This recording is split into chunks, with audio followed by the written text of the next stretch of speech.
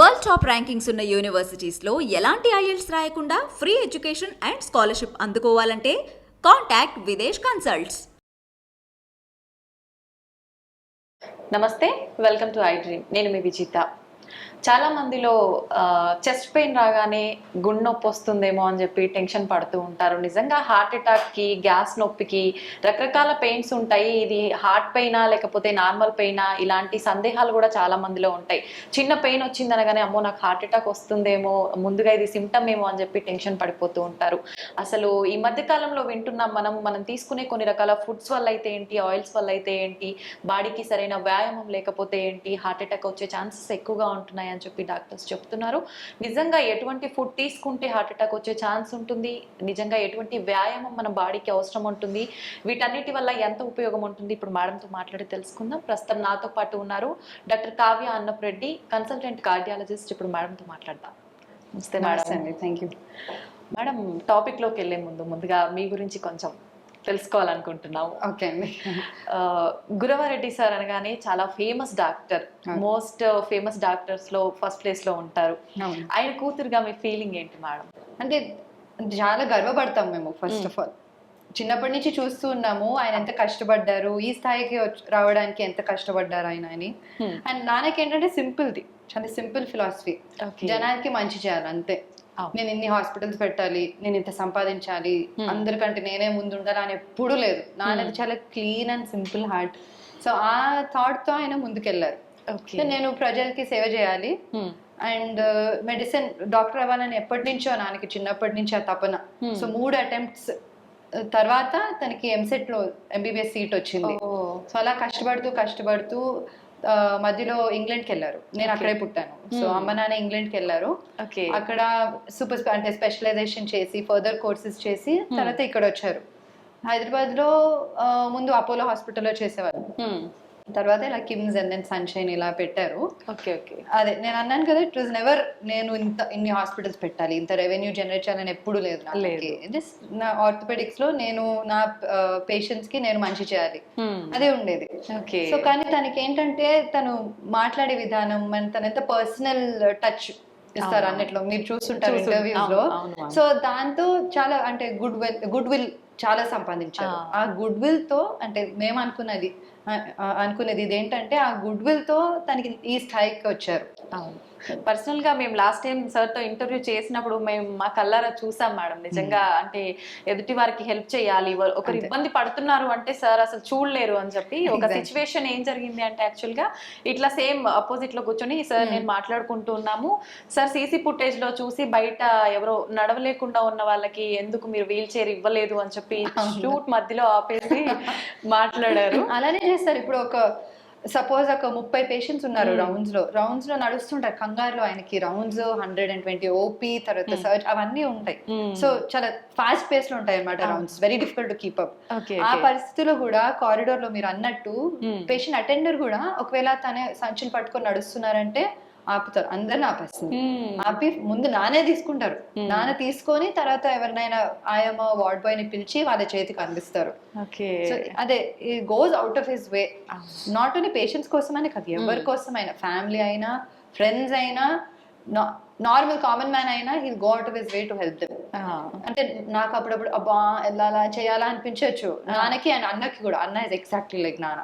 My brother doctor Adarsh, he is also orthopedic surgeon. వాళ్ళిద్దరు ఒకటే.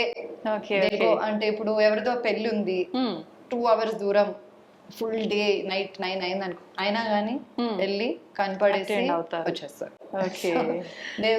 చాలా తక్కువ మంది ఉంటారు అంటే టేక్స్ అంటే వాళ్ళకి ఏం అనిపించదు, నేను ఇప్పుడు ఇది చేస్తున్నాను నేను ఇది చెప్పుకోవాలి అందరికీ అని కూడా ఉండదు. వాళ్ళకి మనస్ఫూర్తిగా వాళ్ళకి చేయాలని ఉంటుంది, వాళ్ళు చేస్తారు. మేడం, మీ విషయానికి వస్తే సార్ ని చిన్నప్పటి నుంచి, మీరు పుట్టిన అంతకు ముందు నుంచే సార్ డాక్టర్. సార్ ని చూసాక మీకు డాక్టర్ అవ్వాలనే థాట్ వచ్చిందా లేదంటే ఇద్దరు అమ్మ నాన్న చూసే నేను అనుకున్నాము మేము కూడా ఇలా డాక్టర్ అయ్యి అందరికి ఇలా సేవ చేయాలి. నేను అంటే స్పెసిఫిక్ గా ఒకటి గుర్తుంది, నాన్న ఓపీడీలో ఇలానే మోడల్స్ పెట్టుకొని ఉన్నారు. స్పైన్ మోడల్ ఉండింది అప్పుడు. సో పేషెంట్ కి ఇలా డిస్క్ ప్రొలాప్స్ గురించి చెప్తూ ఉన్నారు అండ్ ఇలా ఉంటది అని ఎక్స్ప్లెయిన్ చేశారు. తర్వాత వాళ్ళకి ట్రీట్మెంట్ ఇచ్చారు, అది తగ్గిందని అది చాలా చూసేవాళ్ళం. పేషెంట్స్ కి నొప్పి తగ్గాక తిరిగి వస్తారు కదా, అండ్ అంటే వాళ్ళకి ఉన్న గ్రాటిట్యూడ్ అప్పుడు అవునవును. అది చూసి నాకు చాలా అంటే ఇన్స్పైర్ అయ్యాను. నేను కూడా ఇలా ప్రజలకి ఇలా సేవ చేసి చేయొచ్చు, వాళ్ళకి నొప్పి ఆర్ ఏదో ఒకటి అవునవును. తగ్గించి వాళ్ళ లైఫ్ లో we get one small place in their life and వాళ్ళకి చాలా thankful and they get gratitude కదా. అవునవును. అది చూసి మేము చాలా ఇన్స్పైర్ అయ్యాం. బట్ అమ్మ నాన్న ఇద్దరికి మాకు ఇండియాలో డాక్టర్స్ అవ్వకండి, ఇక్కడ చాలా కష్టం ఉంటది, అసలే డాక్టర్స్ అవ్వకండి, చాలా ప్రెషర్ ఉంటది అన్నారు. Okay okay. కానీ మేము వినలేదు. ఇప్పుడు నాకు going through the same thing. నా పెద్ద కొడుకు నేను డాక్టర్ అవుతా అంటున్నాడు, నేను వద్దు వద్దు అంటున్నాడు. ఓకే. సో దట్ సైకిల్ అంటే it's long journey. Of course చేసేటప్పుడు మనకి నచ్చుతుంది, but the amount of time it takes studying కానీ ద ప్రెషర్స్, వర్క్ ప్రెషర్ అవన్నీ ఉంటాయి కదా, ఏ ప్రొఫెషన్ లానే ఉంటాయి, మనదని కాదు. బట్ మాకు అనిపిస్తుంది పిల్లలకి అవసరమా అనిపిస్తుంది. అమ్మ నాన్నకి కూడా అనిపించింది, కానీ మేము వినలేదు. మేము కూడా డాక్టర్స్ అయ్యాము ఇద్దరం. పిల్లలకి ఇంట్రెస్ట్ ఉంది, వాళ్ళకి తపన ఉంది అంటే ఆటోమేటిక్ గా సక్సెస్ అవ్వగలరు. అంటే అన్లెస్ ఇంట్రెస్ట్ లేకపోతే చాలా కష్టం ఈ ఫీల్డ్. ఇంతవరకు అంటే నేను ఐఎమ్ 32 నౌ. మొన్న 30 years కి లాస్ట్ ఎగ్జామ్ ఇచ్చాను. మా కొడుకు ఫ్రెండ్స్ కూడా అడిగి ఆంటీ అభిపి ఎగ్జామ్ దేరో క్యా అని అడుగుతున్నారు చిన్న పిల్లలు. సో అదైతే ఇట్స్ లాంగ్ జర్నీ. అవునవును. But if you're interested nothing like. Okay. Doctor అంటేనే పుస్తకాల పురుగులా ఎప్పుడు పుస్తకాలు అంటుకొని ఉండాలని చెప్తూ అది ఉంటది. అండ్ అఫ్ కోర్స్ అది కాకుండా అమ్మ నాన్న మాకు ఏం నేర్పించారంటే హ్యూమన్ టచ్. అది పుస్తకాల్లో ఉండదు. సో అది మేము చూసే నేర్చుకున్నాము. Personal touch, empathy. Okay.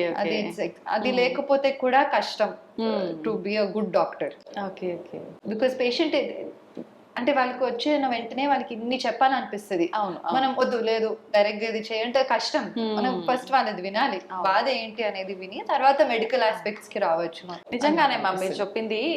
Doctor patient అనే ఒక అది కాకుండా వాళ్ళతో కనెక్ట్ అయ్యి ఆ బాండింగ్ ర్యాపో కొంచెం ఎక్స్టెండ్ అయితే అది ఆ ఫీల్ వేరు ఉంటది పేషెంట్. ఈ ఎన్వైరన్మెంట్ ముందే హాస్పిటల్ ఎంటర్ అయిన వెంటనే చాలా మందికి బీపీ వెంటనే షూట్ అప్ అవుతుంది. White coat hypertension actually medical terminology. White coat hypertension అంటే హాస్పిటల్లో ఉన్నప్పుడు BP is off the charts, కానీ ఇంట్లో ఉన్నప్పుడు నార్మల్ గా ఉంటుంది. సో ఆ ఎన్వైరన్మెంట్ లో కూడా వాళ్ళని కొంచెం కంఫర్టబుల్ గా ఫీల్ అయ్యేటట్టు చేసి వాళ్ళతో కాసేపు మాట్లాడి తర్వాత మెడికల్ దాంట్లోకి వెళ్తే వాళ్ళకి కూడా ఇబ్బంది కలగకుండా ఉంటుంది. This is what we have learned from our parents. అవునవును. నిజంగా చాలా గ్రేట్ మ్యామ్, మీకు అలాంటి పేరెంట్స్ ఉన్నందుకు. మ్యామ్ మీ మ్యారేజ్ విషయానికి వస్తే మీది లవ్ మ్యారేజ్ అని విన్నాము. మీ లవ్ జర్నీ ఎప్పుడు స్టార్ట్ అయింది ఏంటి? సో యాక్చువల్లీ తను కుశల్ ఇస్ మై హస్బెండ్. అన్నకి వెరీ గుడ్ ఫ్రెండ్ కాలేజ్ లో. Okay okay. సో నాన్న ఫేవరెట్ డైలాగ్ అది, ఇంటికి మా కొడుకు కోసం వస్తున్నాడు అనుకున్నాను, చూస్తే మా కూతురు కోసం. అని నాన్నకి ఆ డైలాగ్ చెప్పుకోవడం ఇష్టము, బట్ అలా కాదు. అన్న తను చాలా క్లోజ్ ఫ్రెండ్స్ ఎంబీబీఎస్ లో, సో అలా కలిసాము. బట్ ఆఫ్టర్ దేర్ ఎంబీబీఎస్ అన్న నాకు 4 years సీనియర్. సో వాళ్ళ ఎంబీబీఎస్ అయ్యాక నేను ఎంబీబీఎస్ కి మణిపాల్కి వెళ్ళాను కర్ణాటకలో. సో అక్కడికి వెళ్ళాక రీకనెక్ట్ అయ్యాము. అక్కడ రీకనెక్ట్ అయ్యి ఓకే ఫైన్, ఐ థింక్ అంటే సిమిలర్ ఐడియాలజీస్ ఉన్నాయి కదా, why don't we meet each other అని అక్కడి నుంచి then we took it forward. అమ్మ నాన్నకి ఎలాగో ముందు నుంచి తెలుసు, అన్నకి అన్న అని మరి very similar ideologies, principles are similar. So అమ్మ నాన్న knew him already and they were very fond of him. Okay. అంటే మీరు ఆల్రెడీ ఇష్టపడుతున్నారని తెలుసా పేరెంట్స్ కి? ఇష్టపడిన వెంటనే చెప్పాము ఏంటి అన్నకి. అన్న ముందేవో ఇదేంటి సీను ఇట్లా మూవీలా అవుతుంది నా లైఫ్ అని, నా బెస్ట్ ఫ్రెండ్ నా చెల్లి అని. వెంటనే అదో ఒక రియాక్షన్ ఉండింది. బట్ తర్వాత అమ్మ నాన్న వారు హ్యాపీ. నాన్న కొంచెం ఇలా నాన్న మనసులో ఏవో అనుకున్నారు, నేను ఇక్కడ యుఎస్ కి పంపిస్తాను, ఇలా పెళ్లి చేపిస్తా అని. సో అప్పుడు సడన్ గా అలా షాక్ లాగా అనిపించింది, కానీ eventually he was also fine. అంటే జనరల్ గా మూవీస్ లో ఇట్లా లవ్ గురించి చెప్పగానే పేరెంట్స్ రియాక్షన్, అంటే అమ్మ నాన్నది కూడా లవ్ మ్యారేజ్ కదా, సో వాళ్ళది చాలా కలర్ఫుల్ లవ్ స్టోరీ. సో అది కూడా మేము ఇన్స్పైర్ అయ్యామని ఆ యాంగిల్ లో చెప్పాము ఇంట్లో. అలాంటిది ఏం లేదు, అన్నది కూడా love marriage. So they are open, that way they are very open. Okay okay. Madam మీరు చైల్డ్ ఆర్టిస్ట్ గా ఒక మూవీలో నటించారు, ఎందుకని మళ్ళీ కంటిన్యూ చేయలేదు? సో అదేంటంటే మా పెద్దనాన్న గుండం గంగరాజు మాకు పెద్దనాన్న అవుతారు, అమ్మ అక్క వాళ్ళ హస్బెండ్. సో మేము అప్పుడు ఇంగ్లాండ్ లో ఉన్నాము, ఐ వాజ్ 3 years old అప్పుడు. ఓకే. సో అప్పుడు హోమ్ వీడియోస్ పంపిస్తూ ఉండేవాళ్ళు అమ్మ నాన్న. అది చూసి పెద్దనాన్నకి మనసులో ఆల్రెడీ ఈ సినిమా ఉంది, దానికి చైల్డ్ అంటే ఇద్దరు ప్రొటాగనిస్ట్ చిల్డ్రన్ గా ఉండాలి అని వెతుకుతూ ఉన్నారు యాక్చువల్లీ. సో ఈ హోమ్ వీడియోస్ చూసాక అనుకున్నారు షీల్ బి పర్ఫెక్ట్ అని. సో అప్పుడు ఇంగ్లాండ్ కి వచ్చాం మనం, ఇంగ్లాండ్ నుంచి ఇండియాకి వచ్చాం. పెద్దమ్మ పెద్దనాన్నతో నేను అన్న వచ్చాము. Okay, షూటింగ్ మేబీ ఒక 6 నెలలు అలా అయింది. ఆహా. తర్వాత మళ్ళీ వెళ్ళిపోయాం మేము. So Okay. ఆఫర్స్ వచ్చాయో లేదో నాకు తెలియదు, మేము ఇంగ్లాండ్ కి వెళ్ళిపోయాము. ఓకే ఓకే సో నా routine school and all of that eventually became a doctor. So just shooting కొరకు వచ్చేసి వెళ్ళిపోయాము. Okay, so okay. నా మనసులో ఎప్పుడు లేదు ఇలా నేను మూవీ అంటే మళ్ళీ అనిపించలేదా మీకు ఎప్పుడు యాక్ట్ చేయాలని కానీ ఎప్పుడు మళ్ళీ ఆ ఫీల్డ్ అనిపించలేదు. లోకి రావాలని కానీ? అసలు నాకు అంటే అది గుర్తు కూడా లేదు అంత, because I was only 3. So ఇప్పుడు కూడా నాకు very few things only I remember from that. Okay madam, మీరు ఇందాక మా పెద్ద బాబు అన్నారు, మీ కిడ్స్ విషయానికి వస్తే ఎంత మంది ఐ హావ్ 2 sons, 2 కొడుకులు ఉన్నారు. Okay. ఒకడు ఇప్పుడు హిల్ బి 6 సంవత్సరాలు ఆల్మోస్ట్ నిండుతాయి. ఓకే చిన్నోడు hill B 3 years old. So okay and అన్న 2 పిల్లలు, ఒక కూతురు ఒక కొడుకు. సో మాకు టైం పాస్ అంతా ఈ 4తో అవుతూ ఉంటుంది. మేడం, డాక్టర్స్ అంటేనే బిజీ షెడ్యూల్ ఉంటుంది, సడన్ గా రావాల్సి వస్తుంది, వెళ్ళాల్సి వస్తుంది, షెడ్యూల్ అంతా చాలా టైట్ గా ఉంటుంది. అవును. పిల్లలకి టైం ఇవ్వడానికి అదే మీకు సో ఇబ్బంది? నా బిగ్గెస్ట్ సపోర్ట్ పిల్లల విషయంలో వచ్చి మా అత్తమ్మ. ఓ బికాస్ మా అమ్మ కూడా వర్కింగ్, స్టిల్ వర్కింగ్ గైనకాలజిస్ట్ కదా. సో మా అత్తమ్మ వితౌట్ హర్ నేను ఇంత కార్డియాలజీ అయితే అసలే చదువుకునేదాన్ని కాదు. Okay. Because exams and night duties, residency టైంలో ఇంకా ఎక్కువ నైట్ డ్యూటీస్ 9-10 per month ఉండేవి కదా. సో అప్పుడు మా అత్తమ్మే చూసుకుని, and of course my husband is extremely helpful. అంటే తను నేను చాలా మందిని చూస్తాను, ఫాదర్స్ అంతా ఇన్వాల్వ్ అయి ఉండరు, అవునవును. బట్ తను చాలా ఇన్వాల్వ్ అవుతారు. నాకు నైట్ డ్యూటీ ఉందంటే తను కొంచెం ఎర్లీగా ఫినిష్ చేసుకొని ఓకే పిల్లలతో ఉంటారు. సో మా అత్తమ్మ అండ్ అమ్మ, ఆఫ్ కోర్స్ వీకెండ్స్ వస్తే అమ్మ అండ్ హస్బెండ్, వాళ్ళ సపోర్ట్ తోనే నేను ఇంత చేయగలిగాను. అండ్ ఇప్పుడు కొంచెం పెద్దగా అయ్యారు, స్కూల్ కి వెళ్తున్నారు, సో కొద్దిగా ఆటో పైలట్ లో ఉంది ఆ విషయంలో. అండ్ సాయంత్రం I try my best to, అంటే వాళ్ళ ఎర్లీగా వెళ్ళి ఇంకా వాళ్ళతో స్కూల్ నుంచి వచ్చాక వాళ్ళతోనే. ఓకే, నాన్నగారు కూడా ఎంత బిజీ ఉన్నా టైం కి ఏ టైం ఫ్యామిలీకి ఇవ్వాలో ఆ టైం డెఫినెట్లీ ఫ్యామిలీ టైం అలవాటు పడిపోయి ఉంటారు. అవునంటే అదే ఇద్దరిని చూసి మాకు అదే అలవాటు అయిపోయింది. నాన్న what ever it is family time he will take. ఇప్పుడు గ్రాండ్ కిడ్స్ కి టైం ఉన్న సాటర్డే లీవ్ తీసుకొని మరి అమ్మ నాన్న పిల్లల్ని బయటికి తీసుకెళ్లి చేయించి ఆడించి అన్ని చేసి. Thank you madam, me personal విషయాలన్నీ కూడా మాతో చాలా చక్కగా షేర్ చేస్తున్నారు. Thank you very much. ఇంకా మనం టాపిక్ లోకి వెళ్దాం. మేడం, హార్ట్ హెల్దీగా ఉండాలి అని అంటే LDL HDL లెవెల్ అనేది ఎంత ఉంటే కరెక్ట్ గా ఉన్నట్టు? సో అంటే ఇప్పుడు స్టడీస్ అన్ని మోస్ట్లీ LDL మీద ఫోకస్ అవుతాయి. Of course non LDL cholesterol కూడా ఇంపార్టెంట్, కానీ LDL మనది <100 ఉంటే మంచిది. ప్రీవియస్ హిస్టరీ ఉంది, డయాబెటీస్ ఉంది, ఒబేసిటీ ఉంది, కార్డియాక్ హిస్టరీ ఉంది, ముందు స్టెంట్ కానీ బైపాస్ సర్జరీ అయింది అంటే ఇంకా స్ట్రిక్ట్ కంట్రోల్ <55 వీలైతే, ఇఫ్ నాట్ అట్లీస్ట్ <70. చాలా మందిలో ఈ మధ్య కాలంలో చూసుకుంటే చిన్న పిల్లల్లో అయితే ఏంటి, పెద్దవాళ్ళు అయితే ఏంటి, ప్రతి ఒక్కరిలో డయాబెటిక్ అనేది చూస్తున్నాం. బీపీ, డయాబెటిక్, లో బీపీ అయితే ఏంటి, హై, వాళ్ళలో హార్ట్ అటాక్ వచ్చే ఛాన్సెస్ ఎక్కువగా ఉంటాయా? ఉంటాయి. ఇప్పుడు డెఫినెట్లీ హైపర్ టెన్షన్, డయాబెటీస్ ఉన్న వాళ్ళకి మచ్ హైయర్ రిస్క్ ఆఫ్, అంటే 2 to 3 times increase risk of developing heart disease. Okay, and especially diabetic patients. So వాళ్ళకి స్ట్రిక్ట్ కంట్రోల్ ఉండడం చాలా ముఖ్యం. 3 నెలలకు ఒకసారి HbA1c టెస్ట్ చేయించుకోవడము, fasting and post run sugars చేయించుకొని మన టార్గెట్ <7% పెట్టుకుంటే డయాబెటిక్ పేషెంట్ లో పెట్టుకుంటే మంచిది. అండ్ ఎక్సర్సైజ్, డయాబెటీస్ కి కూడా ఏదైతే డయట్ అండ్ ఎక్సర్సైజ్ ఫాలో అవుతారో కార్డియాక్ డిసీజ్ ప్రివెంట్ చేయడానికి కూడా అవి పనికొస్తాయి. ఓకే మేడం, హార్ట్ అటాక్ రావడానికి ముందు ఏమైనా సిమ్టమ్స్ తెలిసే ఛాన్స్ ఉంటుందా? ఉంటాయి. అంటే కొందరికి ఉండకపోవచ్చు, కానీ మెయిన్ క్లాసికల్ సిమ్టమ్స్ ఏమైతే అంటామంటే ఛాతీలో బరువు. ఓకే, బరువు అన్నప్పుడు వెంటనే కార్డియాలజిస్ట్ ఆర్ హాస్పిటల్కి వెళ్ళడం ముఖ్యం. ఛాతీలో బరువు లేదంటే ఇలా పిండేసినట్టు, కొందరు ఇలా చూపిస్తారు, దట్స్ లెవిన్స్ అయినట్టు, ఇలా పిండేస్తున్నట్టు అనిపిస్తుంది వాళ్ళకి. ఓకే, సో ఆ సిమ్టమ్స్ అంటే typical chest pain. But even మంట కూడా రావచ్చు. ఆ పెయిన్ అనేది వేరే వేరే రకాల్లో కూడా వస్తుంది. సో మంట అనొచ్చు, పిన్ పాయింట్ ఉన్నప్పుడు, ఒకటే దగ్గర పిన్ పాయింట్ ఉన్నప్పుడు unlikely that it is cardiac. Cardiac అవ్వకపోవచ్చు, మసిల్ క్యాచ్ లాగా ఉండొచ్చు. కానీ బరువు, మంట, పిండేస్తున్నట్టు అనిపిస్తుంది అన్నప్పుడు కార్డియాక్ పెయిన్, మోస్ట్ లైక్లీ గుండె నొప్పి అది.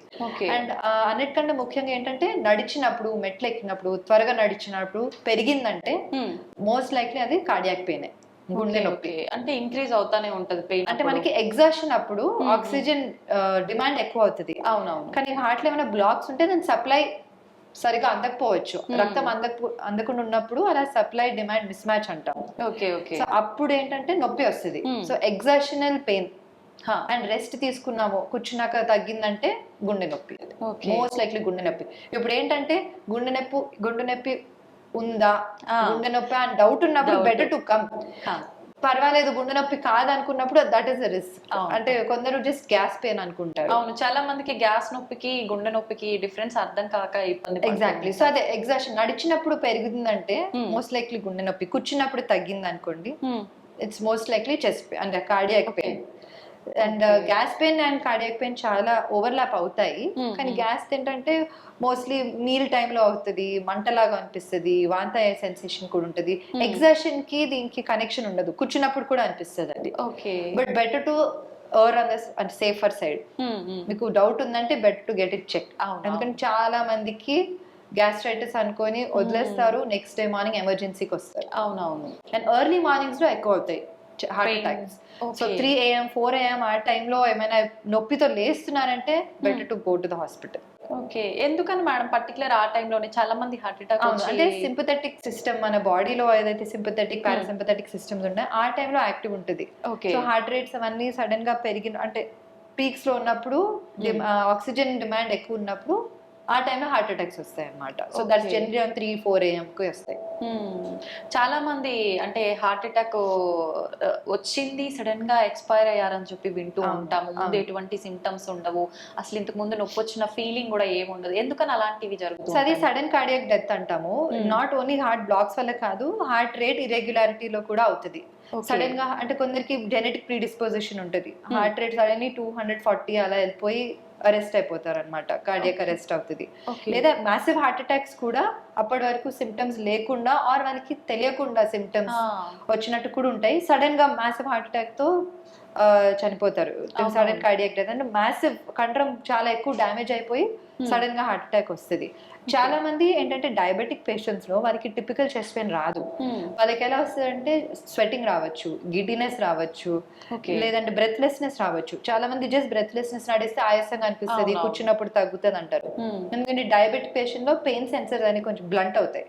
టిపికల్ పెయిన్ రాకుండా వాళ్ళకి ఇలా ఆయాసం వస్తుంది అనుకోండి, వాళ్ళు లైఫ్ స్టైల్ అడ్జస్ట్ చేస్తారు. That is the problem. నేను ఇప్పుడు మెట్లు ఎక్కుతున్నాను, నాకు ఆయాసం వస్తుంది అని వాళ్ళు ఏం చేస్తారు, మెట్లు ఎక్కరు, మేబీ లిఫ్ట్ తీసుకుంటారు, ఆ మెట్లు ఎక్కకుండా వేరేది చేస్తారు. లేదంటే నేను మార్నింగ్ వాక్ మామూలుగా 1 hour చేసేదాన్ని కానీ ఆయాసం వస్తుందని వాళ్ళు అడ్జస్ట్ చేస్తారు. They just walk for 15 minutes. వాళ్ళు ఆ 1 hour చేస్తే వాళ్ళకి ఆయాసం వస్తుంది. సో అప్పుడే ఇవాల్యుయేషన్ కి వస్తే మంచిది. లైఫ్ స్టైల్ అడ్జస్ట్ చేసేసి దాన్ని కొంచెం అంటే బ్రష్ అవే చేసేస్తారు సిమ్టమ్స్. మేడం కార్డియాక్ అరెస్ట్ అన్నారు కదా, హార్ట్ అటాక్ కి దీనికి డిఫరెన్స్ ఉందా? రెండు ఒకటేనా? అంటే కార్డియాక్ అరెస్ట్ లో ఒక కారణం వచ్చేసి హార్ట్ అటాక్. హార్ట్ అటాక్ అంటే రక్తనాళంలో రక్తం గడ్డగట్టి రక్తనాళం సన్నగా బ్లాక్ వచ్చినప్పుడు హార్ట్ అటాక్ అంటారు. That can cause cardiac arrest. ఇప్పుడు కార్డియాక్ అరెస్ట్ వేరే వేరే కారణాలు ఉంటాయి. నేను చెప్పినట్టు కండరం ప్రాబ్లం ఉండొచ్చు, లేదంటే కండక్షన్ సిస్టమ్ లో హార్ట్ రేట్ పైకి కిందికి అవ్వచ్చు, సడన్ గా తగ్గిపోవచ్చు heart rate. Cardiac heart complete heart block అంటారు దాన్ని. సో కండక్షన్ సిస్టమ్ వల్ల కూడా సడన్ గా అవ్వచ్చు, కండరం ప్రాబ్లం వల్ల, వేరే వేరే కారణాల వల్ల అరెస్ట్ అవుతుంది. So sudden cardiac arrest are sudden cardiac death. Heart rate irregularity, sudden గా గుండె పంపింగ్ తగ్గిపోయి బ్రెయిన్ కి రక్తం సరిగ్గా అందదు. ఓకే మేడం, చాలా మంది చెప్తున్నారు డాక్టర్స్ కొన్ని రకాల ప్రత్యేకమైన ఫుడ్స్ తీసుకోవడం వల్ల హార్ట్ అటాక్ వచ్చే ఛాన్సెస్ ఎక్కువగా ఉంటాయని. నిజంగా అలా ఫుడ్ తీసుకోవడం వల్ల కూడా వస్తుందా? ఫుడ్ తీసుకోవడం వల్ల అంటే మనం చాలా unhealthy food, fatty foods, deep fried foods అవన్నీ ఎక్కువ రోజు తీసుకుంటే వారానికి 3-4 times 3-4 సార్లు తీసుకుంటే డెఫినెట్ గా కార్డియాక్ డిజీజ్ కి ప్రీడిస్పోజిషన్ అవుతుంది. అంటే మీరు రక్తనాళాల్లో లిపిడ్ అదంతా అక్యూములేట్ అయ్యి బ్లాక్స్ వస్తాయి, అథెరోస్క్లెరోసిస్ ఏదైతే అంటాం కదా. అవునవును. ఈ unhealthy diet, lakh of exercise, sedentary life style, stress, lack of sleep ఇవన్నీ కారణాలు. సో హెల్దీ డయట్ చాలా ముఖ్యం ఈ జనరేషన్ లో, మీ included. Yesterday I had pizza. మన diet and lack of exercise వల్ల మనకి ఇంకా ప్రీడిస్పోజిషన్. చాలా మంది 20s 30s లో చూస్తున్నాం, చిన్న ఏజ్ లోనే. మా పేరెంట్స్ జనరేషన్, మన పేరెంట్స్ జనరేషన్ వాళ్ళు they would walk everywhere, they were fit, they were obesity చాలా తక్కువ ఉండేది ఆ కాలంలో. ఇంత అంటే కూర్చొని ఫోన్ ఆర్ ఐప్యాడ్ ఎక్కడ చూస్తే అక్కడ మనం మూవీ చూసుకోవచ్చు, అంతే. No need to walk in the park. So అదంతా తప్పు. అవుట్డోర్ గేమ్స్ ఎక్కువ ఉండే అప్పట్లో. చిన్న పిల్లలు ఓకే ఇంకా దేర్ గోయింగ్ ఆన్, బట్ పెద్దవాళ్ళు మనం అసలే కంఫర్ట్ ఆఫ్ అవర్ హోమ్ అన్నిట్లో అలా ఉండిపోయాం. కానీ at least 30 minutes of exercise, moderate intensity exercise, at least 5 days in a week compulsory for everybody. నాకన్నా మీకన్నా ఎవరికైనా అంతే, that's minimum we should do. దానికంటే ఎక్కువ చేస్తే ఇంకా మంచిది. ఓకే ఓకే మేడం, చాలా మంది ఆల్కహాల్ ఎక్కువ తీసుకుంటారు, స్మోకింగ్ చేస్తూ ఉంటారు, దాంతో పాటు ఆల్కహాల్ అనేది నాన్ వెజ్ ఎక్కువ తీసుకుంటూ ఉంటారు. ఇలాంటి వాళ్ళ హార్ట్ అటాక్ వచ్చే ఛాన్సెస్ సో రెడ్ మీట్ అంటే మటన్ ఎక్కువ తీసుకుంటే కొలెస్ట్రాల్ పెరుగుతాయి. పెరిగినప్పుడు హార్ట్ అటాక్ వచ్చే ఛాన్స్ ఎక్కువ ఉంటది. So mutton, red meat cut down చేయడం మంచిది. ఆల్కహాల్ అఫ్ కోర్స్ ఎంతవరకు కట్ డౌన్ చేస్తే మంచిది, but still 1 to 2 glasses per week is okay. Okay, అలానే ఒక పేషెంట్ మొన్న చెప్తున్నారు, నేను తగ్గించాను మేడం అంటే, ఎంత తగ్గించానంటే రోజుకి 2-3 తాగుతున్నాను, ఫ్రమ్ 5 to 6 మేబీ. సో అలాంటిది తగ్గించాలి. వారానికి 1-2 doesn't matter. Smoking 0. Smoking should be 0. Smoking is the worst risk factor for cardiac disease and so many other diseases. Hypertension ki, diabetes ki. Chronic smokers కి కష్టం తగ్గించడం, కానీ ఏం చేసినా అది తగ్గించాలి. I want to tell the camera that actually smoking please తగ్గించండి, మానేయండి. It should be 0 cigarettes per day. మీ గుండె కాపాడాలంటే. వీళ్ళు నీతులు చెప్తున్నారు, అమ్మమ్మలా మాట్లాడుతుంది అనుకోవచ్చు మీరు, కానీ నా పేషెంట్స్ కి కూడా నేను పదే చెప్తాను, smoking is a huge risk factor for cardiac disease and should be cut down to 0. వీలైతే 0 cigarettes per day. మొన్న ఇంకో పేషెంట్ అదే అప్పుడప్పుడు తాగుతారు మేడం అన్నారు. సరే నెలకి ఎన్నిసార్లు తాగుతున్నారంటే రోజుకి 2. Similar thing. So it's very important. Smoking is a very huge risk. అంటే ఇవేంటంటే మోడిఫైయబుల్ రిస్క్ ఫ్యాక్టర్స్. నాన్ మోడిఫైయబుల్ అండ్ మోడిఫైయబుల్ ఉంటాయి. నాన్ మోడిఫైయబుల్ అంటే జెనెటిక్ కాజెస్, ఏజ్, అవన్నీ మనం ఏం చేయలేము. అవునవును. మోడిఫైయబుల్ బి మనం మార్పు తీసుకుంటే we can save our hearts and save our health, protect our health. And ఇప్పటికే మన పర్యావరణాన్ని చాలా వరకు కలుషితం చేసేసాం, వాటి వల్ల వచ్చేవే మనము కాపాడలేము. అది మనం ఏం చేయలేము. మన కంట్రోల్లో, మన చేతిలో ఉన్నవి మనం చేయాలి. అంతే. కొద్దిలో కొంచెం వీటి నుంచి తప్పించుకునే తప్పించుకోవడం మంచిది. ఇప్పుడు సరే మనం ఆల్రెడీ స్మోకింగ్ అంటే there are different forms. Tablets ఉన్నాయి, చూయింగ్ గమ్ ఉన్నాయి, ప్యాచెస్ ఉన్నాయి, నికోటిన్ ప్యాచెస్. అవన్నీ హెల్ప్ అంటే క్రానిక్ స్మోకర్స్ కి కంట్రోల్ చేయడానికి. కంట్రోల్ చేయడం కూడా ఉంటది. కంట్రోల్ చేయడం సులువైన విషయం కానే కాదు. నాకు చెప్పడానికి సులువుగా ఉంది, కానీ who is going through it అంత సులువు కాదు. కానీ this nicotine patches are very helpful. Gums ఉంటాయి, టాబ్లెట్స్ ఉంటాయి. ప్యాచెస్ కూడా పనిచేయకపోతే టాబ్లెట్స్ ఇస్తాం అనమాట. Very helpful. Madam, present generation లో చిన్న పిల్లలకు ప్రతి ఒక్కరికి స్ట్రెస్ ఎక్కువైపోయింది. అసలు రీజన్ ఉండి కొంతమంది, లేక కొంతమంది. స్ట్రెస్ వల్ల కూడా హార్ట్ అటాక్ వచ్చే ఛాన్స్ ఉంటుంది. Definitely stress contributes to developing heart disease. అంటే టెన్షన్ తీసుకొని సరిగా తినరు కొందరు, టెన్షన్ తీసుకొని కొందరు సరిగా పడుకోరు, ఫుడ్ సడన్ గా ఎక్కువ తింటారు, లేదంటే తినరు, వేరే కానీ ఆఫ్ కోర్స్ హార్మోన్ ఇంబ్యాలెన్స్ కూడా అవుతుంది ఈ స్ట్రెస్ వల్ల. So keeping a sound mind, meditation కానీ, యోగా చేయడం కానీ, and just being amongst friends, family, పిల్లలు. కొందరికి పిల్లలు స్ట్రెస్ గా అనిపించవచ్చు, కొందరికి రిలీఫ్ లా అనిపించచ్చు. Something which you find some relief. Cinema చూడడము, మ్యూజిక్ వినడము, పార్క్ లో నడవడము, సంథింగ్ మీకోసం టైం తీసుకొని స్ట్రెస్ ఫ్రీ ఉండడం చాలా ముఖ్యం. And along the same thing నిద్ర కూడా కనీసం 6 గంటల నుంచి 8 గంటల వరకు సౌండ్ స్లీప్ ఉండాలి, నాట్ బ్రోకెన్ స్లీప్. సో అది కూడా చాలా ముఖ్యం. ఇప్పుడు అమెరికన్ హార్ట్ అసోసియేషన్ వాళ్ళు కూడా sleep is as important as exercise and weight loss అని చెప్తున్నారు. సో సౌండ్ స్లీప్ కూడా చాలా ముఖ్యం. సౌండ్ స్లీప్ అనేది నేను బెడ్ మీద 10 o'clock వెళ్తాను కానీ ఫోన్ లో ఉంటాను, ఒక 2 hours ఫోన్ లోనే ఉంటాను, అది కాదు. Gadget should be away. At least 1 hour పడుకునే ముందు 1 గంట క్రితం అవన్నీ పక్కన పెట్టేస్తే అప్పుడు సౌండ్ స్లీప్ వస్తుంది. అంటే it's too much stimulation mind కి. ఎక్కడ పెడతారు మేడం పడుకునే ఎవ్రీ అంటే ముందు బిఫోర్ సెకండ్ వరకు కూడా అది ఒక్కొక్కసారి వచ్చి మొహం మీద పడేదాకా కూడా చూస్తూనే ఉంటాం. చాలా పట్టుకుని lights off, it's very bad for your eyes, for your brain, for your heart. అవన్నీ పక్కన పెట్టేసి dedicated sleep, stress free environment లో ఉండడం చాలా ముఖ్యం. Okay madam, slow heart attacks అని చెప్పి అంటుంటారు కదా, అంటే సడన్ గా జరిగిపోతుంటాయి, అలాంటివి ఎందుకు వస్తుంటాయి? రీజన్ ఏంటి? అంటే స్లో హార్ట్ అటాక్ అంటే కొందరికి ఏంటంటే పెయిన్ వస్తుంటది. మ్యాసివ్ హార్ట్ అటాక్ అంటే ఆర్టరీ 100% బ్లాక్ ఉన్నప్పుడు ఇలా ఎమర్జెన్సీకి వస్తారు. స్లో హార్ట్ అటాక్ అంటే మెల్లిగా అది బిల్డప్ అవుతుంది, ఆ బ్లాక్ ఇదంటే అంటే డిస్టర్బ్ అవుతుంది, పెయిన్ వస్తుంది. వాళ్ళు ఇన్ టైం వస్తే మనం వెసల్ ఓపెన్ చేసేసి స్టెంట్ వేస్తే వాళ్ళకి గుడ్ రిజల్ట్స్ వస్తాయి. ఓకే, ఒకసారి స్టెంట్ వేసిన తర్వాత మళ్ళీ అంటే ఎన్ని డేస్, ఎన్ని మంత్స్ లో వచ్చే ఛాన్స్ ఉంటుంది మేడం? అంటే ఇప్పుడు స్టెంట్ వేసాక బ్లడ్ థినర్స్ వాడాలి, at least 2 blood thinners for 1 year. So Okay. Stent వేసుకున్నాక బ్లడ్ థినర్స్, కొలెస్ట్రాల్ మెడికేషన్ అందరు మనం ఏదైతే మెడికేషన్ రాస్తామో అవన్నీ పద్ధతిగా వాడి షుగర్ బీపీ కంట్రోల్లో పెట్టుకొని సిగరెట్ స్మోకింగ్ మానేసి అండ్ డైటింగ్ అంటే హెల్దీ డైట్ ఫాలో అవుతూ ఎక్సర్సైజ్ చేసుకుంటూ ఉంటే 25 years కూడా ఉంటుంది స్టెంట్, ఏం కాదు. అదర్ హ్యాండ్ వెంటనే కొందరు అనిపిస్తుంది వాళ్ళకి మందులే అవసరం స్టెంట్ వేసేసారు కదా అంటే విదిన్ 1 week ఆల్సో మూసుకుపోయే ఛాన్స్ ఉంటుంది. ఓకే, మళ్ళీ ప్రాబ్లం రిపీట్ అవుతుంది. అండ్ అప్పుడు ఇంకా దారుణంగా వస్తుంది, ఇంకా ఎక్కువ జబ్బు వస్తుంది అనమాట. అంటే అప్పుడు బైపాస్ సర్జరీ కూడా అవసరం పడవచ్చు. స్టెంట్ మూసుకుపోయాక ఆఫ్ కోర్స్ స్టెంట్ మూసుకుపోయాక మళ్ళీ ఇప్పుడు చాలా డెవలప్మెంట్స్ వచ్చాయి, మనం చేయొచ్చు. బట్ చాలా ఎక్కువ జబ్బు ఉంది అంటే మనము బైపాస్ సర్జరీ అవసరం పడవచ్చు. నేను పేషెంట్ భయపెట్టడానికి అయితే కొందరికి చెప్పేస్తాను, మీరు ఇలా సిగరెట్ మానేయకపోతే నెక్స్ట్ టైం బైపాస్ ఆపరేషన్ అవసరం పడుతుందని. Because it's true. అవునవును, repeat attack is not as simple as first attack. జరగబోయేది ముందే వాళ్ళకి గుర్తు చేసినట్టు అవుతుంది కాబట్టి జాగ్రత్త, వాళ్ళు భయపడరు. అంతే అంతే. మేడం, మహిళల్లో ఎలాంటి లక్షణాలు ఉంటాయి హార్ట్ అటాక్ వచ్చే ముందు? సో ఇప్పుడు ఏంటంటే మెనోపాజ్ వరకు మహిళలు చాలా వరకు కాపాడుంటారు హార్ట్ డిసీజ్ కి హార్మోన్స్ వల్ల. మెనోపాజ్ తర్వాత ఈస్ట్రోజన్ ప్రొజెస్ట్రాన్ తగ్గిపోయేసరికి they get predispose to cardiac disease equal to men, almost equal to men ఉంటుంది. అండ్ ఇంకొకటి ఏంటంటే సిమ్టమ్స్ అయితే సేమ్ ఉంటాయండి, ఫీమేల్స్ కానీ మేల్స్ కానీ, especially diabetic females, obese females లో as much same risk as men. So వాళ్ళు కూడా same breathlessness, chest pain, palpitations అనిపించవచ్చు, ఓకే, స్వెట్టింగ్ రావచ్చు, గిడినెస్ రావచ్చు, అవన్నీ symptoms of heart disease. Madam, చాలా మంది పిల్లల్లో పుట్టుకతోటి హార్ట్ ప్రాబ్లమ్స్ వస్తున్నాయి, హార్ట్ లో హోల్ అని చెప్పి రకరకాలుగా అలా ఎందుకు జరుగుతుంది మేడం? అంటే అదే జెనెటిక్ కాజెస్ అనమాట. Atrial septal defect, ventricular septal, ASD, VSD, PDA అంటారు. వేరియస్ కంజనైటల్ హార్ట్ డిసీజ్ పెద్ద ఎంటిటీ, అది ఆల్మోస్ట్ 5,000 పిల్లలకి వస్తుంది అనమాట. సో అది ఏంటంటే కొందరికి వెంటనే తెలుస్తుంది depending on that disease. And pediatrician చూసిన వెంటనే వాళ్ళు ఆస్కల్టేట్ చేస్తారు కదా, మనకి మర్మర్స్ ఏమైనా వినిపిస్తే వెంటనే మనం 2D అందరికి 2D చేయము. సో డౌట్ ఉన్నప్పుడు మనం చేస్తాము.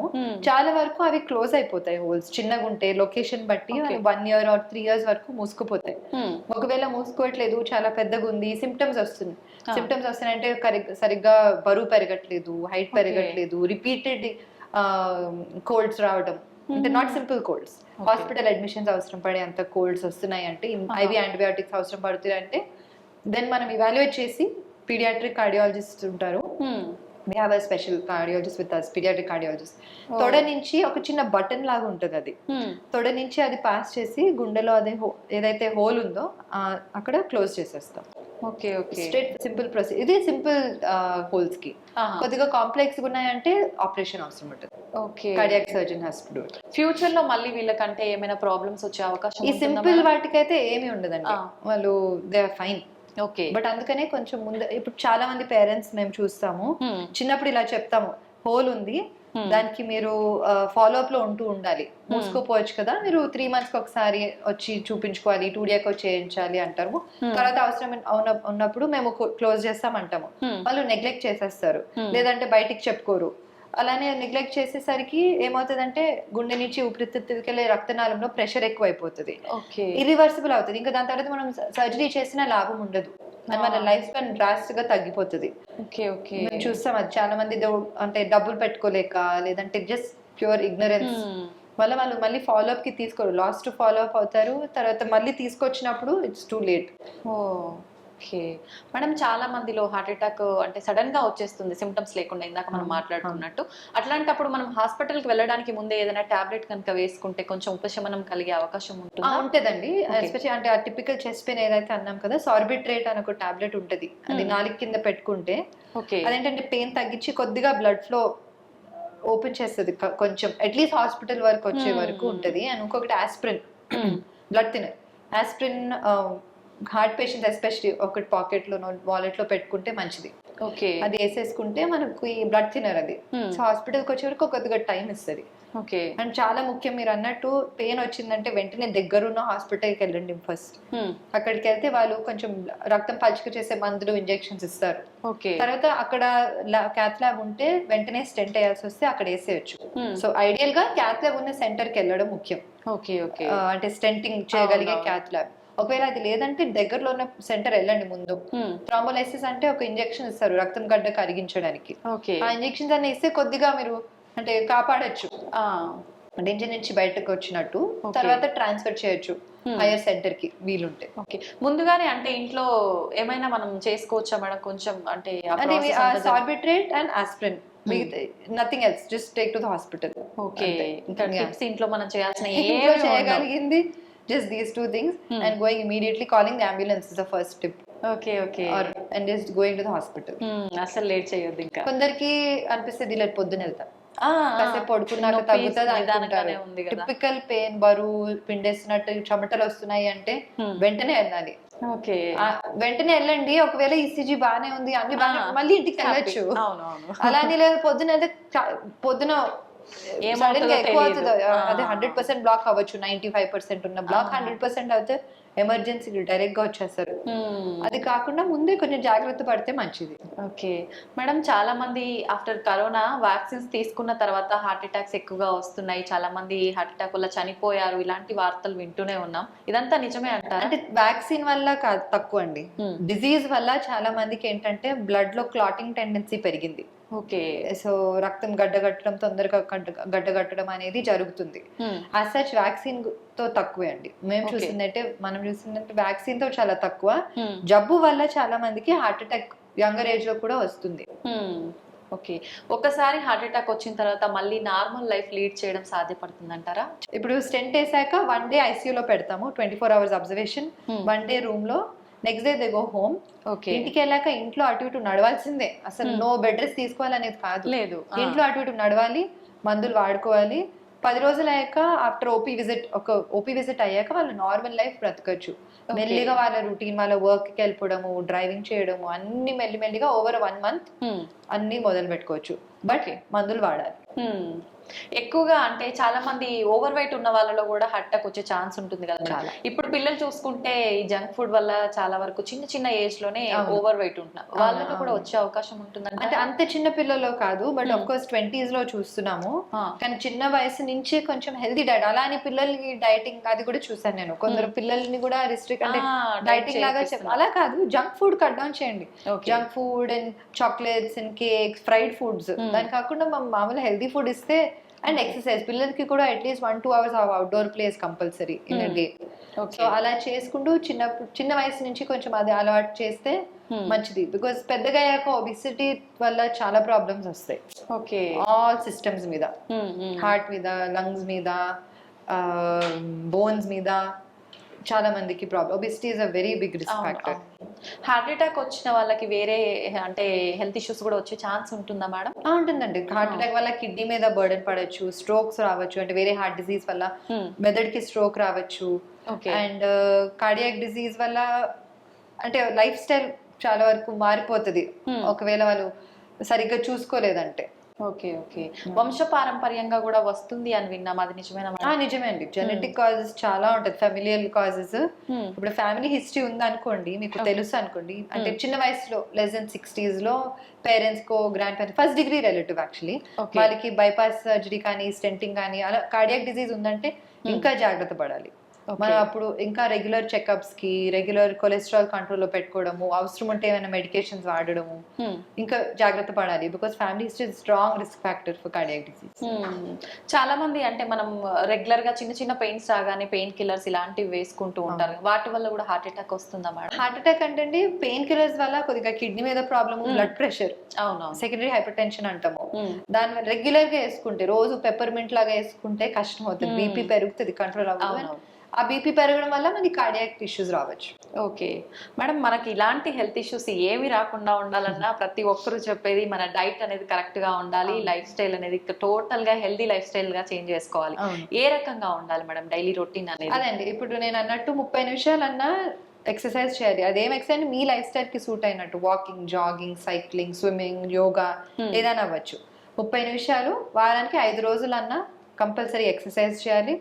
రెండోది వచ్చేసి ఈ హెల్దీ డయట్ కొంచెం ఫాలో అవ్వాలి. అంటే జంక్ ఫుడ్, ఫ్రైడ్ ఫుడ్, అప్పడాలు, పచ్చళ్ళు, నూనె కొద్దిగా కంట్రోల్లో పెట్టుకొని అలా పాటిస్తూ కొంచెం అప్పుడప్పుడు చెకప్స్ వస్తూ బీపీ షుగర్ అన్ని కంట్రోల్ ఉన్నాయి అనేది చూసుకుంటూ అంటే 100% ప్రొటెక్షన్ అని కాదు. చాలా మంది పేషెంట్స్ అంటారు నేను సిగరెట్ తాగను, డ్రింక్స్ తాగను, అయినా కానీ హార్ట్ అటాక్ వచ్చింది, రేపటి నుంచి నేను మొదలు పెడతానని అంటారు. Seen so many patients.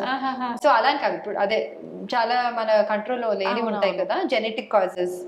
Genetic cause almost 30% contribution ఉంటుంది. సో మనం చెప్పుకోలేము ఎవరికి ప్రీడిస్పోజిషన్ ఉంది ఎవరికి లేదు అనేది. అవునవును. సో మన కంట్రోల్లో ఉన్నవి మనం జాగ్రత్తలు పడాలి, లేనివి ఇంకా మనం ఏం చేయలేము. అంతే అంతే. ఓపెన్ హార్ట్ సర్జరీ ఎటువంటి సిచ్యువేషన్ లో అవసరం పడుతుంది మేడం? ఇప్పుడు గుండెలో 3 రక్తనాళాలు ఉంటాయి. సో మూడిట్లోనూ సివియర్ జబ్బు చాలా ఎక్కువ తీవ్రంగా ఉన్నప్పుడు, కాల్షియం ఎక్కువ ఉన్నప్పుడు, ఆ రక్తనాళాల్లో కాల్షియం ఉన్నప్పుడు అండ్ మెయిన్ వెసల్ నుంచే జబ్బు మొదలైందంటే బైపాస్ సర్జరీ బెటర్ ఆప్షన్ అన్నమాట. కానీ అలా లేనప్పుడు మల్టిపుల్ స్టెంట్స్ కూడా వేయచ్చు. కానీ సో మేము డిసైడ్ చేస్తాం అనమాట, ఒక స్కోరింగ్ సిస్టమ్ ఉంటుంది. 3 రక్తనాళాలలో జబ్బు ఉన్నప్పుడు ఇదా అదా అనే ఒక స్కోరింగ్ సిస్టమ్ ఉంటుంది.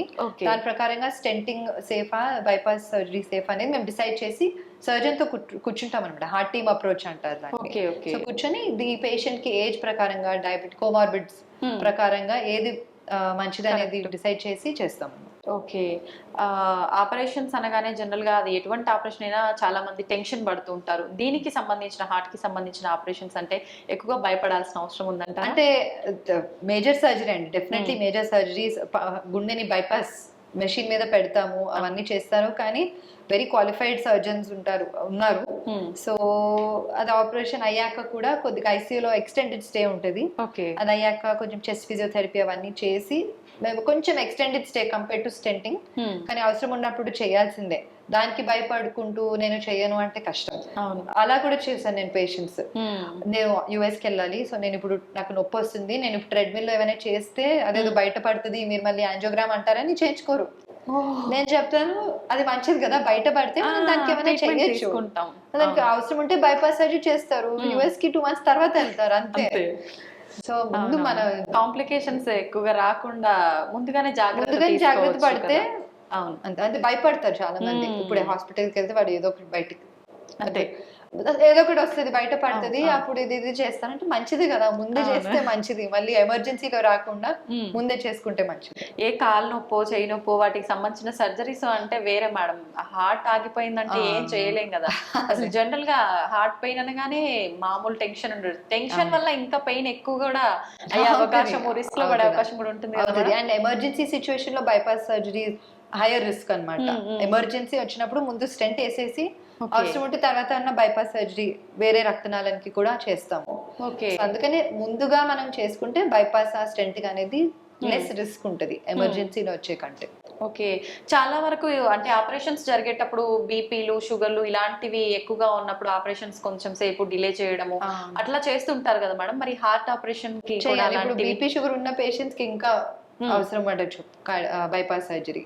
Okay okay. అంటే కోమార్బిడ్స్ ఉన్నప్పుడు bypass or stenting, depends on that whole profile. But అప్పుడు అవి ఉండగా మనం చెయ్యాలి, దానివల్లే కదా వస్తుంది, కాబట్టి మనము చేయాలి. ఆఫ్టర్ ఆపరేషన్ ఎలాంటి కాంప్లికేషన్స్ వచ్చే ఛాన్సెస్ ఉంటుంది మేడం? అంటే తక్కువ అండి. ఇప్పుడు మనం అదే నేను చెప్పినట్టు అన్ని పాటిస్తే కాంప్లికేషన్స్ రావడం తక్కువ. అదే వెరీ రేర్ కేసెస్ లో స్టెంట్ మూసుకోపోవచ్చు. ఓకే. ఆర్ సడన్ గా మళ్ళీ రిపీట్ హార్ట్ అటాక్స్ రావడము, హార్ట్ రేట్ వేరియేషన్స్ అవన్నీ, కానీ వెరీ రేర్ అండి. ఓకే. అడ్వాన్స్డ్ ట్రీట్మెంట్స్ ఏమైనా కొత్తగా వచ్చాయా మేడం హార్ట్ కి సంబంధించి? చాలా వచ్చాయండి, ఎస్పెషలీ వాల్వ్ రీప్లేస్మెంట్స్. ముందు వాల్వ్ కవాటం అనేది మార్చడానికి బైపాస్ ఓపెన్ హార్ట్ సర్జరీ చేయాల్సి వచ్చేది, ఓపెన్ హార్ట్. కానీ ఇప్పుడు తొడ నుంచి రక్తనాళం ద్వారా మనము మార్చగలుగుతున్నాము. అగైన్ సెలెక్ట్ పేషెంట్స్ లో transcatheter aortic valve replacement, mitral valve replacement అంటారు దాన్ని. సో చాలా అడ్వాన్స్మెంట్స్ వచ్చాయి అండ్ ముందుగా ఇంకా చాలా రీసెర్చ్ అవుతుంది. So lot of exciting things are coming up. Okay. Advanced treatment అనగానే ఖచ్చితంగా ఎక్కువ ఖర్చు అవుతుందేమో అని అనుకుంటారు. ప్రస్తుతానికి అది నిజమే అండి. ప్రస్తుతానికి ఎస్పెషల్లీ ఇండియాలో కాస్ట్ హైయర్ సైడ్ లో ఉంది. ఇప్పుడు అంటే ఫ్యూచర్ లో మేబీ ఎక్కువ మందికి చేయాల్సి వచ్చినప్పుడు ఎక్కువ మందికి అది కొద్దిగా అవేర్నెస్ పెరిగాక కాస్ట్ కూడా కొద్దిగా తగ్గిపోవచ్చు. ఇప్పుడు ఎలా స్టెంటింగ్ కి కూడా ఇప్పుడు గవర్నమెంట్ క్యాప్ వేశారు కాబట్టి అఫోర్డబుల్ అయిపోయాయి ఇవన్నీ, అలాగే ఇవి కూడా అఫోర్డబుల్ అవుతాయి అని అనుకుంటున్నాము. ఓకే. Thank you madam. నిజంగా చాలా మందిలో ఉన్న డౌట్స్ అన్ని క్లియర్ చేసేసారు. Thank you so much. Thank you very much. Thank you so much.